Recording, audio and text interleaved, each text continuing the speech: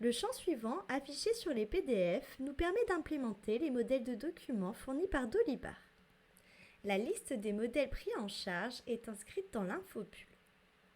Nous y voyons également deux blocs, un pour les documents et un pour les lignes de documents, c'est-à-dire respectivement un devis et une ligne sur ce devis. Pour documents, 0 est non affiché, 1 est affiché et 2 est affiché sinon vide. Pour les lignes de documents, 0 est non affiché, 1 est affiché dans sa propre colonne, 3 est affiché sous la description et 4 est affiché sous la description sinon vide. Si vous avez fauté en ne regardant pas la vidéo qui s'affiche, n'oubliez pas de vérifier votre modèle de document. Ensuite, Sommable permet dans les listes d'afficher une ligne à la fin de la liste, contenant le total des valeurs pour la liste. Enfin, Texte d'aide à afficher dans l'infobulle permet de préciser un commentaire à ce champ qui sera affiché dans une infobulle. Maintenant, nous allons ajouter le type suivant pour voir la différence. Texte long N lignes. Il est similaire au précédent, hormis qu'il n'a pas de limite en nombre de lignes. Et il est possible ici d'aller à la ligne.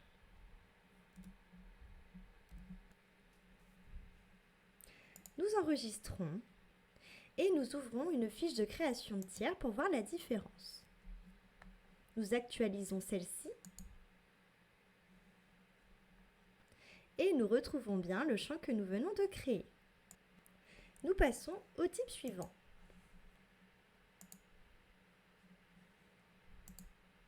Texte HTML. Nous enregistrons et retournons sur la fiche de création de tiers.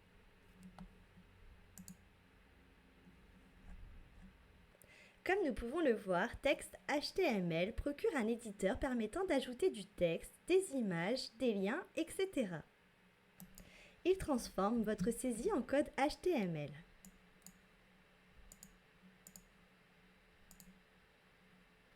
Par exemple, notre site internet www.techassez.fr utilise ce type de champ pour fabriquer les pages des services que nous proposons.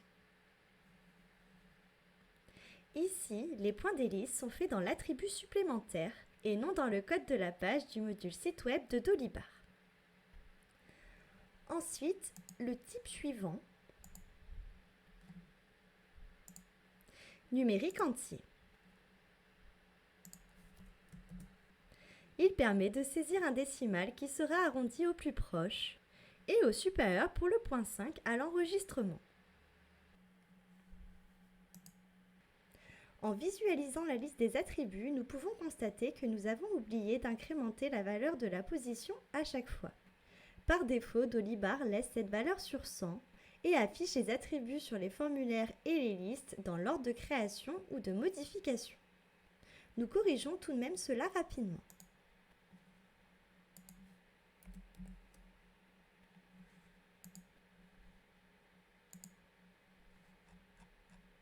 Et constatons que l'ordre reste inchangé.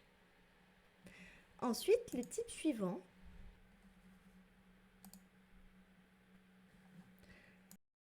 décimal. Il permet de saisir un décimal, c'est-à-dire un nombre à virgule. Et nous n'oublions pas d'incrémenter la position. Nous obtenons un message d'erreur et notre attribut n'a pas été enregistré. Nous allons de nouveau l'ajouter en effectuant quelques modifications.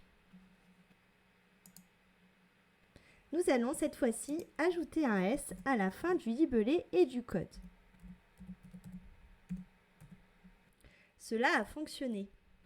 Je ne suis pas sûre, mais nous pouvons supposer que décimal bien écrit est déjà réservé quelque part. Pour en savoir plus, nous allons recréer un attribut décimal, mais en mettant 2 S dans le code de l'attribut et en laissant décimal sans S dans le libellé. Cela fonctionne. Nous pouvions nous en douter car le code de l'attribut n'est pas modifiable après la création.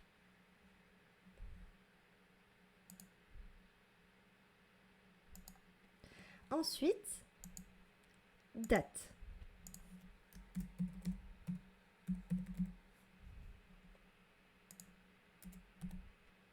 Il permet de choisir une date dans un picking calendrier.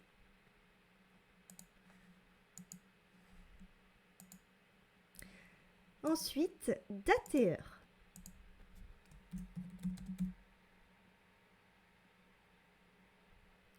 Il permet de choisir une date dans un picking calendrier et une heure dans deux pickings numériques entiers, un pour les heures et l'autre pour les minutes.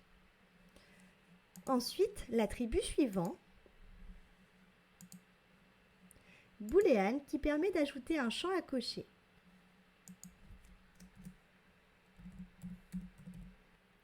Si la case est cochée, ce sera vrai, et sinon faux.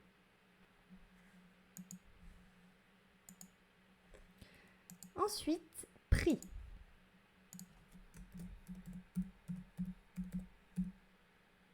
Il permet d'ajouter un champ numérique suivi du symbole de l'euro. L'attribut suivant, téléphone, permet d'ajouter un numéro de téléphone, ce qui ajoute automatiquement des espaces entre chaque binôme de chiffres. Cependant, ceci ne permet pas de détecter l'oubli d'un ou plusieurs caractères dans le numéro de téléphone. De plus, cela ne permet pas de cliquer pour appeler le numéro comme nous aurions pu l'espérer.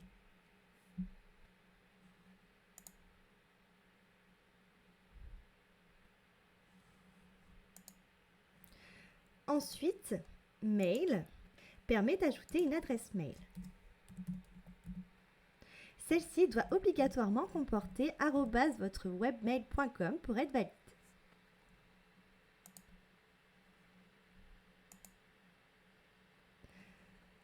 Ensuite, URL permet d'ajouter une adresse URL.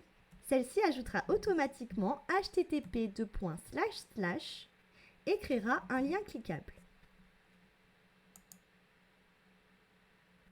Nous avons bien nos champs qui apparaissent. Ensuite, l'attribut suivant, mot de passe, il permet d'ajouter un champ ayant pour valeur un texte sans restriction.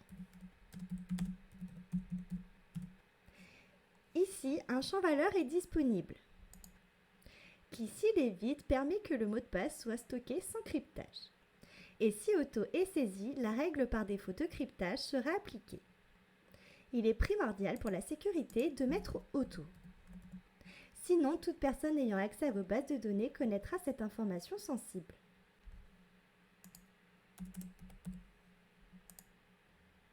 Nous retrouvons bien cet attribut. Ensuite, l'attribut suivant, liste sélection.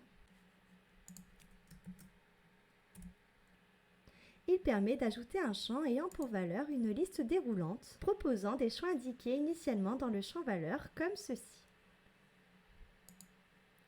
Nous mettons donc 1, mon premier choix,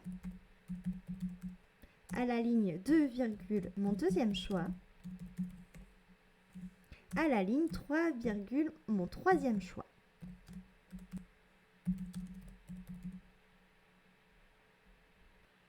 Nous retrouvons bien notre attribut avec la liste que nous venons de créer.